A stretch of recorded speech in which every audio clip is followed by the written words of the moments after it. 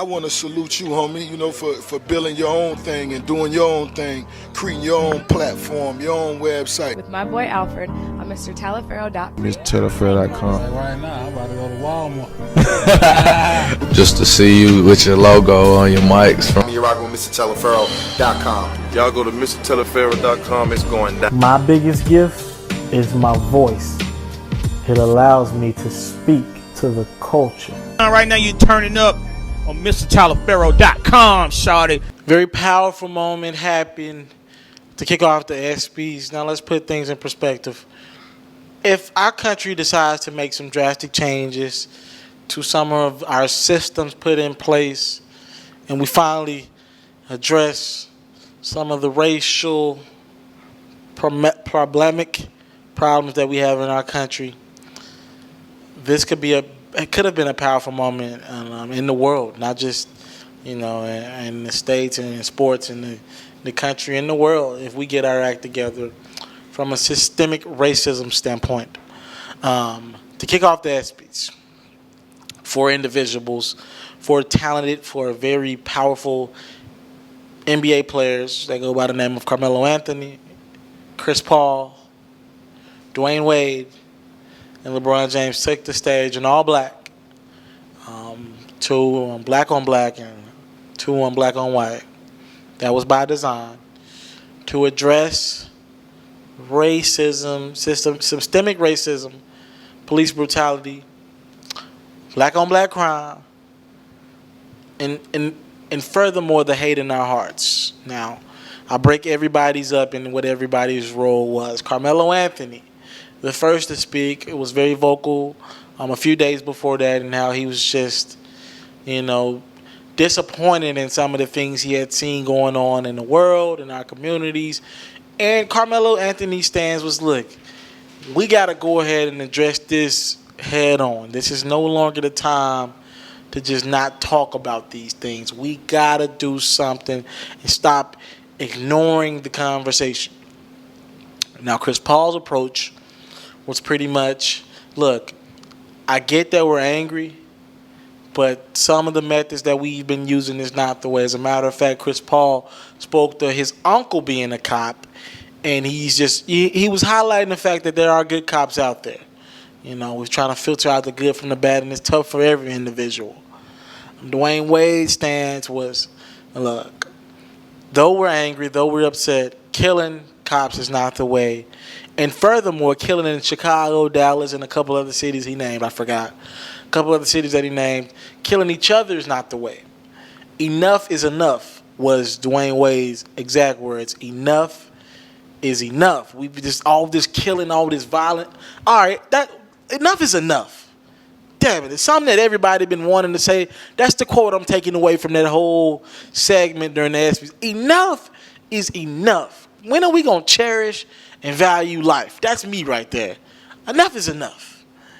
And LeBron James, obviously, I believe the one that conformed this together and put this piece together, and he's who I'm going to highlight right now.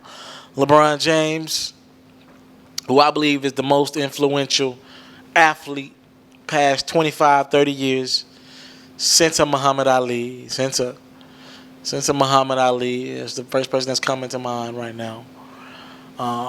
LeBron James, his stance, and what he focused on was, look, it's our responsibility. It's our duty as athletes in the public forum to do more.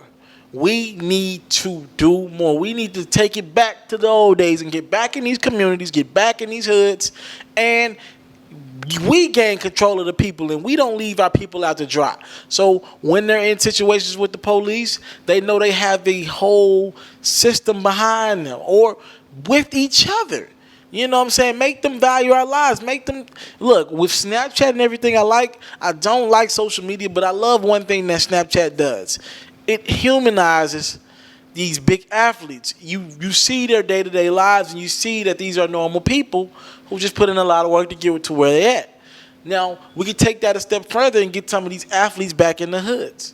And LeBron James, Chris Paul, Dwyane Wade, or Carmelo Anthony wouldn't say this, but I'll go on record as saying this. They didn't just mean for them four to be the only guys working. they were calling out all African-American athletes. And let me take this a step further. Every athlete, not just from the black race. Now, maybe they specifically wanted African-Americans to do better and wanted police to do better. But this was a call out to everybody. And that's what LeBron James focused on, athletes doing better. You know what I'm saying? Like, look, I'll say this. Tom Brady's probably the NFL's top dog. A Tom Brady can no longer be quiet about this. If you want to take it to baseball, a Bryce Harper of the world, a Mike Trout of the world, a Jake Arrieta of the world, a Clayton Kershaw. So white athletes I'm talking about here. You just can no longer be silent. I don't mean to just specifically, bring them out, or and that goes for the African American athletes as well in baseball. The Jimmy Rollinses of the world, the Ryan Howards of the world, hell, the Big Poppies, a Dominican Republican player. It's time. You live in our country, you're affected by this. You are affected by this because it's gonna get to the point where police don't feel safe anymore, and we definitely as African Americans don't feel safe in this country anymore. So it was calling out everybody. And I wanted to take this time to tell you guys, LeBron James is the most influential athlete we've had. Now, we can look back from here a couple years down the road and be like, man, this was a powerful meeting. We took this to heart, and it changed things. But the goal of this was to tell people the goal was to focus on what I believe D-Wade and LeBron James said. Everything that Carmelo and Chris Paul said were important as well. But I want to keep this with you. From D-Wade, enough is enough. Enough is enough. Violence. It's enough. It's enough. We gotta stop. And I want to take some from LeBron James. From an athlete standpoint, man, it is too many African Americans putting in a lot of money to come see y'all play, support y'all, jersey sales, shoes from Michael Jordan on down. You know what I'm saying? So, I mean, it's time. And one thing that'll go unsaid and something that gets swept under the rug, these big camps that these NBA players do every year, man, these African Americans in these hoods ain't getting to these camps. The top players in the country might get to a camp sooner or later, but these African Americans that's poor, these camps ain't for them. Steph Curry's camp, ladies and gentlemen, costs $2,250 to attend.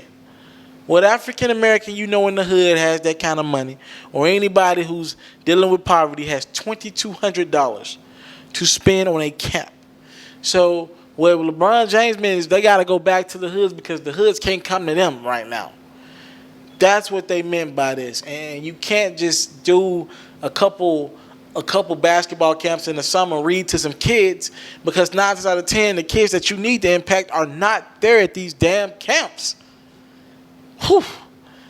Very powerful speech, and I hope it changes something in our country for the better because we need it. In the words of the great Dwyane Wade, former Miami Heat guard, current Chicago Bull guard, champion, 3-time champion, Dwyane Wade. Enough is enough. I go by the name of Mr. Telefarro. You are currently tuning in to Mr. Telefarro TV, and I got to thank you for your time watching this vlog, watching other vlogs, subscribing to my channel. It's all greatly appreciated. Talk to me in my comment box below. Thank you so much for tuning in. Enjoy yourself while you're here. I got interviews, blogs, performances, all type of stuff. Get comfy. You're family now if you subscribe to my channel. And if you didn't subscribe to my channel. Mr. Telefarro TV, thank you for your time. Salute.